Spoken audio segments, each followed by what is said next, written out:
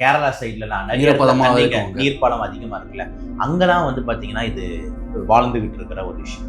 அந்த தண்ணியில நம்ம ஆளுங்க வந்து ஆர்வமா போய் எப்பயுமே குளிக்கிறது இந்த அமீபா மூளை காய்ச்சலுக்கு முக்கியமான காரணம்.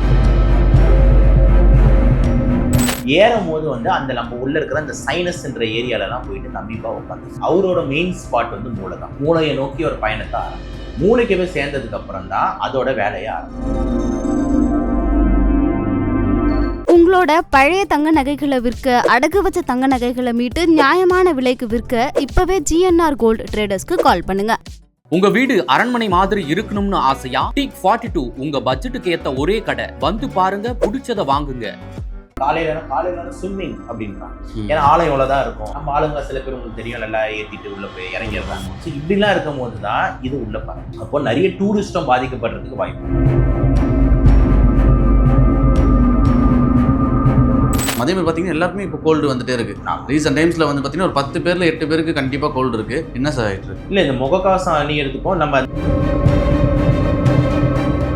வணக்கம் சார். வணக்கம் சார், எப்படி இருக்கீங்க? நல்லா இருக்கேன். இப்போ வந்து பார்த்தீங்கன்னா அமீபா வைரஸ்னு ஒன்று பரவிட்டு இருக்குன்னு சொல்றாங்க. அது மூளையெல்லாம் திங்கும் அப்படின்னு சொல்லிட்டு பயன்படுத்துறாங்க.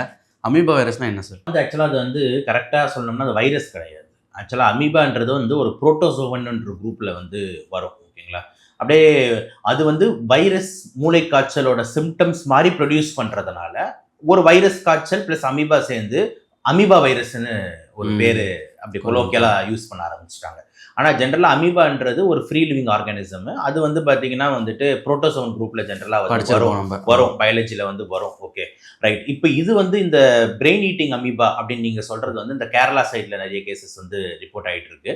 ரொம்ப இம்பார்ட்டண்ட்டாக வந்து பார்த்தீங்கன்னா இதை காஸ் பண்ணுறது வந்து நக்லேரியா ஃபவுலரி அப்படின்னு சொல்லிட்டு அந்த கிருமியோட பேர். நக்லேரியா ஃபவுலரி, அந்த அமீபாவோட பேர் நக்லேரியா ஃபவுலரி. இது ஜென்ரலாக வந்துட்டு இந்த குட்டைகள், தண்ணிகள் எங்கெங்கெல்லாம் தண்ணி ஓடாம தேங்கி நிக்குதோ, குளங்கள், பேக் வாட்டர்ஸ், கேரளா சைட்லலாம் நீர்ப்பாலம் அதிகமா இருக்குல்ல, அங்கெல்லாம் வந்து பாத்தீங்கன்னா இது வாழ்ந்துகிட்டு இருக்கிற ஒரு விஷயம். அந்த தண்ணியில நம்ம ஆளுங்க வந்து ஆர்வமா போய் எப்பயுமே குளிக்கிறது, குதிக்கிறது, பெல்ட்டி அடிக்கிறது, உள்ள பூந்து ஒரு மணி நேரம் இருக்கிற பாரு, அரை மணி நேரம் இருக்கும் பாருன்னு சாகசம் செய்யறதுன்னு இறங்குறது தான் இந்த அமீபா மூளை காய்ச்சலுக்கு முக்கியமான காரணம். ஏன் அப்படி நடக்குதுன்னா, அந்த தண்ணியில அது இருக்கிறதுனால நீங்க அது உள்ள போயிட்டு நீங்க வந்து அந்த இடத்துல ஸ்விம்மிங் பண்றீங்க அப்படின்னும் போது என்ன ஆகும்னா, மூச்சை வந்து ஜென்ரலா ஸ்விம்மர்ஸ் என்ன பண்ணுவாங்கன்னா மூக்கொய்யா அந்த தண்ணியை உள்ள இழுத்துட்டு அதுக்கப்புறம் வந்துட்டு அந்த காத்தை உள்ள இழுப்பாங்க. காத்தை உள்ள இழுத்துட்டு அப்புறம் தண்ணியில அந்த மூச்சை விடுவாங்க. திருப்பி வெளியே வந்து மூச்சை இழுப்பாங்க, திருப்பி கீழே போயிட்டு விடுவாங்க. இதுதான் ஸ்விம்மர்ஸ் கிளாசிக்கலா வந்து பண்ற வேலை. ஸோ நீங்க அப்ப அப்படி பண்ணும் போது அந்த அங்க தண்ணி வந்து பாத்தீங்கன்னா உங்க மூக்குக்கு ஏறிடும். ஓகேங்களா? ஈஸியா, ஏன்னா நீங்க அதுலதான் விடுறீங்க, இது பண்றீங்கன்னும் போது ஈஸியா வந்து உள்ள ஏறிடும். ஏறும் போது வந்து அந்த நம்ம உள்ள இருக்கிற அந்த சைனஸ்ன்ற ஏரியாலலாம் போயிட்டு இந்த அமீபா உட்காந்ததுக்கு அப்புறம் கொஞ்ச நாளுக்கு அப்புறம் லைட்டா வளர்ந்து அவரோட மெயின் ஸ்பாட் வந்து மூளை தான். மூளையை நோக்கி ஒரு பயணத்தை ஆரம்பிக்குது. மூளைக்கு போய் சேர்ந்ததுக்கு அப்புறம் தான் அதோட வேலையை ஆரம்பிக்குது. மூளையில போயிட்டு குட்டிகளே போட ஆரம்பிக்குது. ஏன் அதெல்லாம் மூளையை தேர்ந்தெடுக்குதுன்னா, ஆக்சிஜன் ரிச், அதே மாதிரி ஹை பிளட் சப்ளை, நல்ல சாப்பாடு, நல்ல தீனி அப்படின்னும் போது அதை நோக்கி தான் எல்லாரும் பயணிப்பாங்க. இப்போ நம்மளே வந்துட்டு ஒரு ஆப்ஷன் கொடுக்குறாங்க, நீங்க ஆப்பிரிக்கால இருக்கீங்களா அமெரிக்காவில் இருக்கீங்களா, எல்லாரும் அமெரிக்கா தான் சொல்லுவாங்க. அப்படின்ற மாதிரி நீங்க காலுக்கு போறீங்களா மூளைக்கு போறீங்கன்னா எல்லாம் மூளையை தேர்ந்தெடுத்து அந்த கிருமிகள் வந்து பயணிக்கும். ஸோ பயணிச்சு அந்த இடத்துல வந்து சிம்டம்ஸே ஏற்படுது. அதுதான் வந்துட்டு இந்த அமீபா மூளை காய்ச்சல் அப்படின்றது முக்கியமான ஒரு கான்செப்ட். அதோட சைஸ் என்ன சைஸ்? ரொம்ப கண்ணுக்கே பார்க்க முடியாது, அதெல்லாம் பார்க்கவே மைக்ரோ ஆர்கானிசம்ஸ். ஓகேங்களா? அந்த வந்து அந்த தண்ணி எடுத்து நீங்க வந்துட்டு மைக்ரோஸ்கோப்ல பார்த்தாதான் அது தெரியும். ஓகேங்களா? ஸோ அப்ப இந்த தண்ணியில வந்து இந்த ஃபவுலரி இருக்கா, இந்த நக்லேரியா ஃபவுலரி அமீபா ஸ்பீஷிஸ் இருக்கான்றது உங்களுக்கு தெரியாது. உங்க கண்ணுக்கு தெரியறது, ஆஹா கேரளா பச்சை பசேல்னு ஒரு தண்ணி அழகா இருக்கு அப்படின்னு சொல்லிட்டு போகணும். இப்ப நான் லேட்டஸ்டா கேரளாவுக்கு போகும்போது நைட்டு 2 மணி 3 மணிக்கெல்லாம் அங்க வந்து நடத்துறாங்க, கயாக்கிங் பண்றாங்க. கயாக்கிங்ன்றதுல வந்து உங்களுக்கு தெரியும், ஒரு சின்ன போட்டு மாதிரி கொடுத்துட்டு போக வைக்கிறாங்க. இப்ப என்னன்னா அந்த பயோலுமினிசன்ஸ் ரொம்ப அழகா வருது அந்த தண்ணியில. அந்த ஏன்னா அந்த உள்ள வந்து ஒரு ஸ்பெசிபிக்கா ஆல்கே ஏதோ வளருது. ஸோ நீங்க ஒரு இது பண்ணும் போதும் அந்த லைட்டு நம்மளுக்கு தெரியும். இதெல்லாம் நிறைய பேர் ரசிக்கிறாங்க. ஓகேங்களா? அப்போ அந்த தண்ணி வந்து பாத்தீங்கன்னா அவ்வளவு ஆல்கே வளருதுன்னா அப்ப உள்ளேயும் இவன் இருக்க மாட்டானா, கன்ஃபார்மா இவனை மாதிரி பல குடும்பங்கள் உள்ள இருக்கும். காலங்காத்தால அந்த தண்ணியில குளிக்கிறாங்க. புரியுதுங்களா? அப்போ நிறைய பொண்ணுங்க பார்க்குறேன், பசங்க பார்க்குறேன். அப்போ இவங்க அந்த கேரளாவில் இருக்க அந்த கைடு கிட்ட பேசிக்கிட்டு இருந்தேன். நைட் 2 மணி 3 மணிக்கெல்லாம் நீங்கள் கயாக்கிங் நைட்டு ஓட்டுறீங்க, ஓகே. காலையில ஸ்விம்மிங் அப்படின்றான். ஏன்னா ஆழம் இவ்வளோதான் இருக்கும், நீங்கள் என்ஜாய் பண்ணலாம், ஜாலியாக உட்காந்துக்கிட்டு சாப்பிட்டுக்கிட்டு என்ஜாய் பண்ணலாம். நம்ம ஆளுங்க சில பேர் உங்களுக்கு தெரியும், நல்லா ஏற்றிட்டு உள்ளே போய் இறங்கிடுறாங்க. ஸோ இப்படிலாம் இருக்கும் போது தான் இது உள்ள பரவும். புரியுது. அப்போ நிறைய டூரிஸ்டும் பாதிக்கப்படுறதுக்கு வாய்ப்பு இருக்கு. அப்போ இந்த தண்ணியெல்லாம் வந்து ரெகுலேட் பண்றதுக்கு அங்க பெருசா ஆளுங்க கிடையாது. யோசிச்சு பாருங்க, ஒரு குட்டை ஒரு ஏரியாவெல்லாம் கேரளா பண்ண, ஏன்னா கேரளான்றது வந்து ஒரு காட்டு பகுதி. கிட்டத்தட்ட அது வந்து ஃபுல்லா வந்து கிரீன், நிலப்பரப்பு ஃபுல்லா கிரீனா தான் இருக்கும். எந்த நதிகள் ஓடும், நிறைய தண்ணிகள் இருக்கும், நிறைய குட்டைகள் இருக்கும், பேக் வாட்டர்ஸ் இருக்கும். அதெல்லாம் வந்து ஒன்றையும் வந்துட்டு அவங்க செக் பண்ணணுன்றது ஓகே, கவர்மெண்ட் பண்ணணும். ஆனா அந்த அளவுக்கு அவங்களால பண்ண முடியுமான்னு தெரியல. அப்ப மக்கள் நம்ம வந்து கொஞ்சம் உஷாரா இருந்துக்கணும். தெரியாத தண்ணியில், தேங்கி இருக்கிற தண்ணியில் நம்ம போய் குளிக்கிறத அவாய்ட் பண்ணுன்றது தான் முக்கியமான இங்கே இது.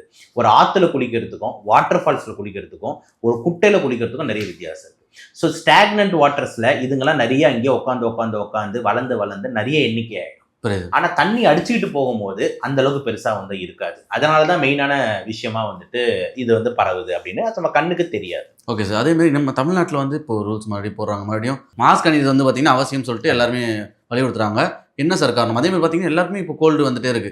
ரீசெண்ட் டைம்ஸில் வந்து பார்த்தீங்கன்னா ஒரு 10 பேரில் 8 பேருக்கு கண்டிப்பாக கோல்டு இருக்கு. என்ன சார் ஆகிட்டு இருக்கு? இல்லை, இந்த முகக்கவசம் அணியறதுக்கும் நம்ம அந்த அமீபாக்கும் சம்மந்தம் கிடையாது. இந்த முகக்கவசம் நம்ம தமிழக அரசு அணியணும்னு சொல்றதுக்கு முக்கியமான காரணம் வந்து பார்த்தீங்கன்னா வைரஸ் காய்ச்சல் கொஞ்சம் அதிகமாகிட்டு இருக்கு.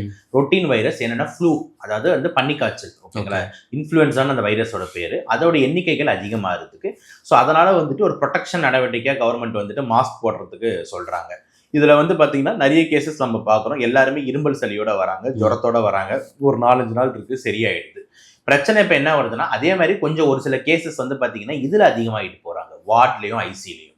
முக்கியமாக வந்து இந்த வயசானவங்க, ஆல்ரெடி நுரையீரல் பிரச்சனை இருக்கிறவங்க, ஹெவி சிகரெட் ஸ்மோக்கர்ஸ், இவங்கெல்லாம் பார்த்தீங்கன்னா அந்த வைரஸ் வந்து உள்ளே வரும்போது த்ரோட்டு வரைக்கும் நிற்காம லங்ஸை போய் நிமோனியா ஆகுது. ஸோ இந்த வைரஸ் நிமோனியா கேசஸ் இன்க்ரீஸ் ஆகுது. வைரஸ் நிமோனியா கேசஸ் இன்க்ரீஸ் ஆகும்போது அவங்க இறக்குறாங்க, இல்லைன்னா ஃபைனான்ஷியலாக ஒரு பெரிய கிரைசிஸ் அவங்களுக்கு வருது. ஒரு பேஷண்ட் ஐசியூவில் அட்மிட் ஆகணும்னா ஒரு நாளைக்கு வந்துட்டு 50,000, 70,000, 1 லட்சம் அப்படின்ற மாதிரி ஆகுதுன்னு வச்சுக்கோங்க. ஒரு 4 நாள் ஐசியூவில் இருக்க வேண்டியதுனால ஒரு 5 லட்சம் காசு அவங்களுக்கு வேஸ்ட் ஆயிடுது. அப்போ வந்து பார்த்தீங்கன்னா அதை தாண்டி அவங்க உயிருக்கும் ஆபத்து வரலாம். 2 விஷயம். ஸோ இதே விஷயம் ஒரு கவர்மெண்ட்ல பண்ணும்போது கவர்மெண்ட்டுக்கும் நிறைய செலவுகள் இருக்கு. இப்போ பேஷண்ட்ஸ் வந்து கவர்மெண்ட் ஹாஸ்பிட்டல்ல போய் அட்மிட் ஆகிறாங்கன்னா அவங்களுக்கு ஐசியூ கேர் கொடுக்கறதுலேருந்து, அவங்களுக்கான மருந்துகள் கொடுக்கறதுலேருந்து, டியூப் எல்லாம் கவர்மெண்ட் ஃப்ரீயாக கொடுக்கும். அப்போ கவர்மெண்ட் காசு நம்ம டேக்ஸ் வச்ச காசு தான். அப்போ பொருளாதாரத்தில் நிறைய அவங்களுக்கு இழப்பீடு ஹெல்த் கேர்ல செலவு பண்ற மாதிரி ஆயிடுது. இதெல்லாம் தடுக்கணும்ன்ற ஒரு முன்ஜாகிரதையா கொஞ்சம் மாஸ்க் அணிங்கன்னா ஒரு 100 கேஸ் வர வேண்டிய இடத்துல ஒரு 70 கேஸ் தான் வருதுன்னா ஒரு 30 கேஸோட செலவை குறைக்கலாமே, ஒரு மக்களையும் காப்பாற்றலாமே அப்படின்ற ஒரு நல்ல ஒரு நோக்கத்தோட என்னதுதான் அவங்க மாஸ்க் போடுங்க அப்படின்றாங்க. இதுதான் வந்துட்டுது. ஆனா அந்த மாஸ்க் வந்து எத்தனை பேர் கரெக்டா அணிவாங்க, இதெல்லாம் ஒரு பெரிய கேள்விக்குறி தான் வச்சுக்கோங்களேன். ஸோ நம்ம தான் நம்மளை பார்த்துக்கணுன்றது. இந்த ஃப்ளூ காய்ச்சல் இருந்து நம்ம பாதுகாக்கணும். என்ன சார் பண்ணணும்? ரொம்ப இம்பார்ட்டண்ட்டாக நம்ம பாடியோட எதிர்ப்பு சக்தி தான் நம்ம கரெக்டாக வச்சுக்கணும். ஸோ நீங்கள் சுகராக இருந்தீங்கன்னா சுகரை கரெக்டாக கண்ட்ரோலாக வச்சுக்கிறது, ஸ்மோக்கராக இருந்ததுன்னா ஸ்மோக்கிங்கை குறைக்கிறது, ஆல்ரெடி வயசானவங்களா இருந்தீங்கன்னா முக்கியமான விஷயம் தடுப்பூசிகளை போடுறது. ஸோ இந்த ஃப்ளூக்கு தடுப்பூசி இருக்கு. வருஷம் வந்துட்டு இந்த செப்டம்பர் அக்டோபர் மாதம் எல்லாருமே ஃப்ளூ வேக்சின் போடணும், இன்ஃப்ளூயன்ஸா வேக்சின் எவ்ரி இயர் போடணும். ஏன்னா வருஷம் ஸ்ட்ரெயின் மாறிக்கிட்டே இருக்கும். அதனால வருஷம் இந்த தடுப்பூசிகளை கட்டாயம் 60 வயசு மேலே இருக்கவங்க போட்டுருங்க, இணை நோயாளிகள் போட்டுருங்க அப்படின்றது தான் நம்மளோட முக்கியமான விஷயமா இருக்கு. அதை தாண்டி நீங்க இன்ஃபெக்டான ஆளா இருந்தீங்கன்னா ஒரு மாஸ்க்கை போட்டுட்டு வெளியே போங்கன்றது முக்கியம். இப்போ எங்களுக்கு இருமல் சளி இருக்காங்க, நான் ஒரு மாஸ்க் போட்டுட்டு போகும்போது நான் இருமும் போது அந்த காத்துல ரொம்ப அதிகமாக பரவாது. ஸோ இந்த கான்செப்ட்னால தான் அவங்க வந்து எல்லாரையும் மாஸ்க் போட சொல்றாங்க. அதுவும் பண்ணுங்க. இதை தாண்டி வந்து இந்த த்ரோட்டை கார்கிள் பண்ணுறது, காயை சுத்தமாக வச்சுக்கிறது, இது எல்லாமே எக்ஸ்ட்ரா அடிஷ்னல் பாடி இம்யூனிட்டியை மெயின்டைன் பண்ணுறது. இந்த fruits, anti oxidants, vitamin C, vitamin E, anti oxidants அதிகமாக எடுத்துக்கிறது, இது எல்லாமே ஒரு சைடு கண்டிப்பாக பண்ணணும். ஆனால் ரொம்ப முக்கியமாக தடுப்பூசிங்கன்ற கான்செப்டை நிறைய பேருக்கு வந்துட்டு வயசானவங்களுக்குலாம் தடுப்பூசியா அப்படின்ற மாதிரி ஒரு கான்செப்ட் போயிட்டு இருக்கு. அப்படி இல்லாமல் வயசானவங்களுக்கு தான் தடுப்பூசின்ற மாதிரி நம்ம எடுத்துக்கோம். ஆல்ரெடி நம்ம கோவேக்சின் அந்த மாதிரி இருக்கு, அதில் போடுறதுனால தான் இந்த மாதிரிலாம் வருதுன்னு சொல்லிட்டு சார் ஒரு இல்லவே இல்லை. இப்போ வந்து கோவிட் வந்து 2020, 2021 இந்த டைம்ல வந்தது. அதுக்கு முன்னாடி நீங்க எத்தனை உதாரணங்கள் நீங்க எடுத்துக்கலாம். 2009-10 இந்த ஃப்ளூவோட பேண்டமிக்கே நடந்தது வேர்ல்டு ஃபுல்லா. 2003 சார்ஸ் வந்தது, ரஷ்யா அந்த சைட்ஸ் ஃபுல்லாவே வந்துட்டு மெர்ஸ்னு ஒரு வைரஸ் வந்தது. எல்லாமே வந்து இந்த ஃப்ளூ வெரைட்டி, இந்த கொரோனா வெரைட்டியை சார்ந்தது தான். புரியுதுங்களா? இதுங்க வருஷம் நம்ம கூட இருக்கும். எண்ணிக்கைகள் ஏறலாம் இறங்கலாம், அவ்வளவுதானே தவிர இப்ப நம்ம இருக்கோம். அடுத்த 1-2 மாசத்துல இதை பத்தி மறந்துடும். இதோட அடுத்த வருஷம் தான் திருப்பி இதை பத்தி பேசுவோம். ஸோ வருஷம் இது வந்து அவங்களோட சீசன், அவங்க குட்டி போடுற சீசன், அவங்க ப்ரீடிங் பண்ற சீசன். யாரு? அந்த வைரஸ்க்கு. அப்படின்னும் போது அதுங்க யார் அவங்களோட டார்கெட்ஸ்? நம்ம தான். இப்போ ரேபிஸ்க்கு எப்படி நாய்கள் டார்கெட்டாக இருக்கோ அதே மாதிரி வைரஸுங்க, இந்த மாதிரி வைரஸுங்க நம்மளை நம்பி தான் இருக்கு. ஓகே, ஸோ நம்மளை கண்டிப்பாக தாக்குங்கன்றது மாற்று கருத்தில். அப்போ நம்மளை ப்ரிவென்ட் பண்ணிக்கணுன்றது தான் அதில் முக்கியமான விஷயம். ஓகே சார், இப்போ வந்து மழை காலம் வந்துடுச்சு, ஏகப்பட்ட கொசுலாம் வந்து பார்த்தீங்கன்னா பார்க்க முடியுது. கொசுனால நிறையா பெரிய பெரிய ஆபத்துலாம் வரும்னு சொல்லிட்டு கேள்விப்பட்டிருக்கோம். அதை போகிறதுக்காக இப்போ கொசுவத்தி வந்து ஏற்றுறோம், காயில் ஏற்றுறோம். அதுவுமே ரொம்ப கெடுதல் சொல்கிறாங்க. ஓடோமாஸோட வருது ரொம்ப கெடுதல் சொல்கிறாங்க. அதுலேருந்து எப்படி சார் தப்பிக்கலாம்? கொசுக்கடியிலேருந்து தப்பிக்கிறது ரொம்ப கடினம் தான் வச்சுக்கோங்களேன். எங்கே இருக்கிற கூட்டத்தில் இருக்கிறதுல வந்து கொசுக்கடி வாங்கி தான் ஆகணும். ஓகேங்களா? ஸோ கண்டிப்பாக நம்மளால முடிஞ்சது அப்பயே விவேக் சார் அழகாக ஆட்லலாம் பண்ணியிருப்பாரு. குட்டையெல்லாம் நீங்கள் இது பண்ணாதீங்க, வீட்டில் தண்ணி தேங்குற பாத்திரத்தை இது பண்ணாதீங்க அப்படின்னு சொல்லிட்டு. ஆனால் அதெல்லாம் தாண்டி வந்து அரசாங்கத்தோட பொறுப்பு அதிகமாக இருக்குது. மஸ்கிட்டோ கண்ட்ரோல் பொறுத்த வரைக்கும் அவங்க வந்து தண்ணிகள் வந்து மழை பெஞ்சா தண்ணி தேங்குது, இதெல்லாம் தான் முதல்ல தடுக்கணும். நம்ம வீட்டில் இருக்கிற சின்ன குட்டையை விட்டுட்டு பெரிய பெரிய இதில் ப்ரீட் ஆகும்போது நம்ம என்ன பெருசாக நம்ம பண்ணுறது? ஸோ இதெல்லாம் வந்து அரசாங்கத்தோட வேலை தான். நம்ம சைடில் இருந்துட்டு இவங்க நீங்கள் சொல்கிற மாதிரி ஆல் அவுட்டோ மஸ்கிட்டோ காயில் இந்த மாதிரிலாம் யூஸ் பண்ணுறாங்க. அதனாலேயே வந்து கண்டிப்பாக எஃபெக்ட்ஸ் இருக்கான கொஞ்சம் இருக்குது, அதில் மாற்று கருத்து இல்லை. ஸோ நம்மளோட பார்வை என்னென்னா முடிஞ்ச அளவுக்கு நெட்ஸு, இந்த மாதிரி ரிப்பலன்ஸ் இருக்குல்ல, சவுண்ட்ஸு, நெட்ஸு, இல்லைனா வந்துட்டு கதவுக்கெல்லாம் வந்து நம்ம அடிக்கிறது, எலக்ட்ரிக்கல் பேட்ஸு, இதெல்லாம் வந்துட்டு ஓரளவுக்கு சேஃப். ஏன்னா கெமிக்கல்ஸ் எதுவும் கிடையாது. மெக்கானிக்கலாக நம்ம டீல் பண்ணுற மாதிரி உங்களை தடுத்துக்கிறது கொள்றதுக்காக வலைகள், இதெல்லாம் வந்து கொஞ்சம் பயன்படுத்துறது சேஃப் ஆப்ஷன்ஸாக நம்ம பார்க்குறோம். ஆனால் மற்றபடி மஸ்கிட்டோ ப்ரீடிங்க்கு தானே சுகாதாரத்துறையே செஞ்சுக்கிட்டு இருக்காங்க. ஓகே சார், இந்த நேர்காணல் நிறைய யூஸ்ஃபுல்லான விஷயம்லாம் இங்கே பகிர்ந்தீங்க. நேரம் மட்டும் நன்றி சார், தேங்க்யூ சார். உங்களோட பழைய தங்க நகைகளை விற்க, அடகு வச்ச தங்க நகைகளை மீட்டு நியாயமான விலைக்கு விற்க இப்பவே GNR கோல்டு ட்ரேடர்ஸ்க்கு கால் பண்ணுங்க.